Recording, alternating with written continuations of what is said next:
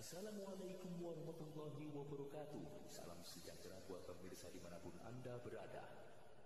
Terima kasih atas partisipasi Anda yang telah mengikuti channel ini.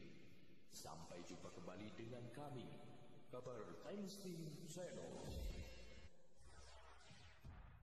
Kabar Times Team Channel. Kabar Times. Kabar berita koran edisi 13 Agustus 2020.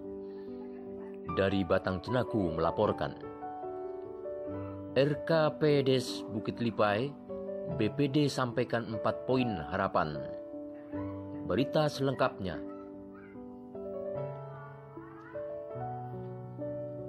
Setelah merampungkan musyawarah dusun Musdus Desa Bukit Lipai Kecamatan Batang Cenaku Kabupaten Indragiri Hulu, gelar musyawarah desa Musdes.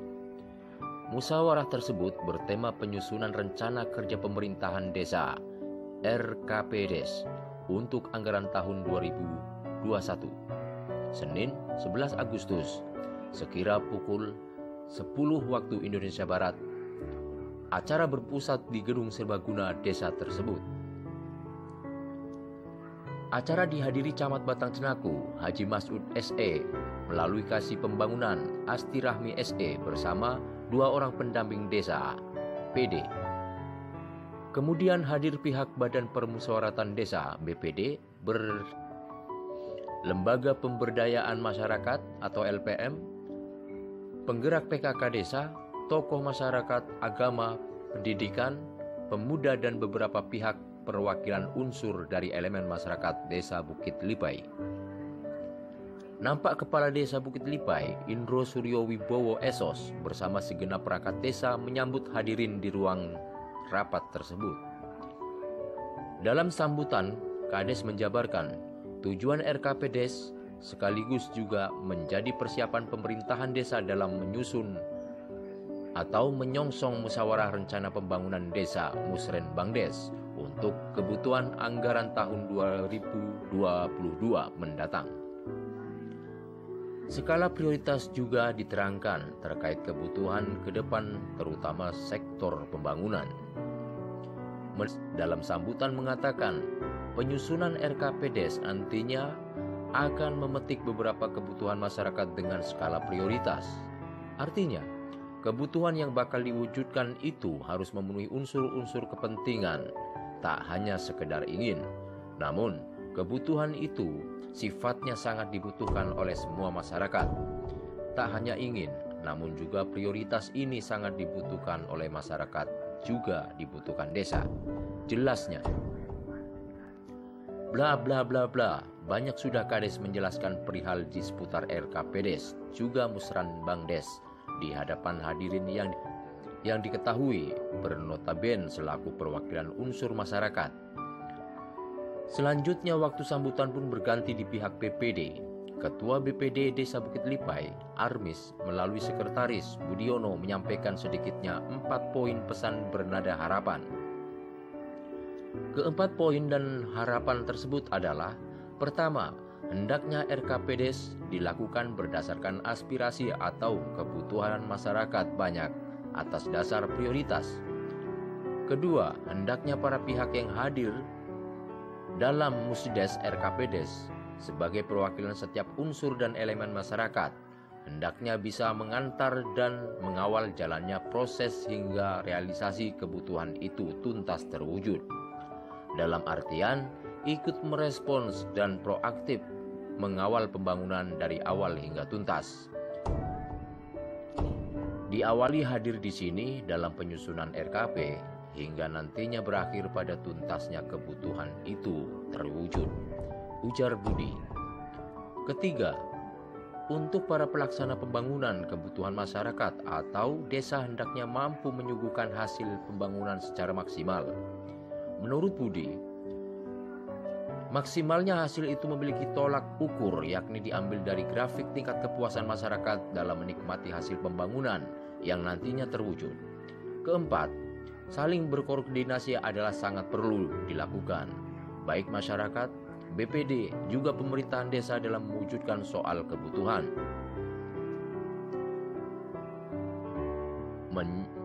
Koordinasi di sini, menurut Budi, mempunyai arti cukup dengan membiasakan diri berkomunikasi antar pihak yang memiliki kepentingan, termasuk pihak kecamatan yang diharap bisa membina pemerintahan desa dalam hal sistem yang bisa mencegah timbulnya miskomunikasi masyarakat dalam menanggapi hasil pembangunan.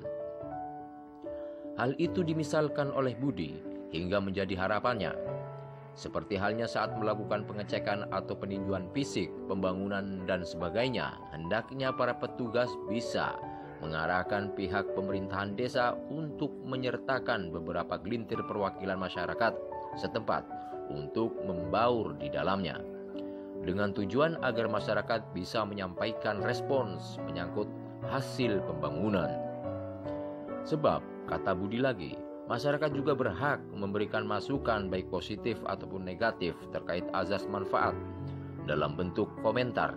Sebab masyarakat bisa bertanya, meminta, bahkan memuji hasilnya saat di depan para peninjau itu. Jika itu positif, maka perlu dipertahankan. Jika itu negatif, maka perlu pembenahan ke depan. Paparnya. Berita selanjutnya. Peremajaan kebun plasma sudah di ambang pintu. Apalagi yang sulit? Tidaklah bingung bagi petani kebun plasma kelapa sawit, khususnya di wilayah Kecamatan Batang Cenaku, Kabupaten Indragiri Hulu.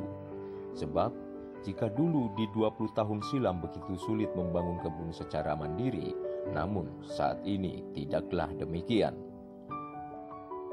Pasalnya, selain petani sudah berhasil mengumpulkan modal pembangunan kebun untuk ke depan, ibarat seorang mahasiswa, petani yang selama ini bermitra atau berbapak angkat dengan pihak perusahaan juga dianggap telah lulus studi, menjadi sosok sarjana sesuai kejuruannya. Mereka sudah punya permodalan cukup, juga ilmu berkebun yang baik. Ungkap salah seorang tokoh petani dari Bukit Lipai, Marwan, kepada Pos Metro Indragiri, Kamis 13 Agustus sekira pukul 11 waktu Indonesia Barat. Adapun ungkapan itu disampaikan berketepatan dengan pembahasan sejumlah petani di seputar rencana pembangunan kebun kelapa sawit pada masa replanting nanti, di mana telah diketahui jika masa berdirinya kebun kelapa sawit yang saat bermitra dengan pihak bapak angkat kini sudah mencapai umur 22 tahun lebih. Hingga sudah keniscayaan masa replanting telah diambang pintu, sebab usia tanaman kelapa sawit memiliki batas maksimum hanya 25 tahun. Marwan melanjutkan, untuk melakukan peremajaan kebun tidaklah sulit bagi para petani saat ini. Menurutnya lagi, modal petani diketahui sudah didapat dari selama ini mereka menabung dari pos dana replanting, di mana dana itu dikelola oleh koperasi, unit desa atau KUD masing-masing dan dibukukan dalam manajemen perbankan yang sudah bermitra dengan perusahaan bapak angkat yang selama ini sudah menjadi kemitraannya. Dana replanting itu rutin ditabung tiap bulan oleh para petani dalam jumlah tertentu, sehingga jika sampai pada waktunya nanti diperkirakan mencapai sekira 70 jutaan rupiah. Lalu susahnya di mana jika hanya meremajakan kebun, sebab kita sudah punya modal juga pengalaman berkebun dalam masa 20 tahun lebih, ujarnya. Menanggapi tentang modal, beberapa petani juga mengaku percaya diri jika pihaknya bakal mampu membangun kebun kembali. Terlebih, petani kelapa sawit yang selama ini netek di perusahaan saat ini sudah dewasa. Bahkan menurut kabar A1 bakal ada bantuan dana hibah pemerintah sebesar 30 juta rupiah per hektar kebun bagi para petani plasma saat ini. Tentu hal ini merupakan keuntungan ganda bagi petani. Tentu hal ini merupakan keuntungan ganda buat kita, kata Budi, seorang anggota petani yang nimbrung dalam pembahasan itu.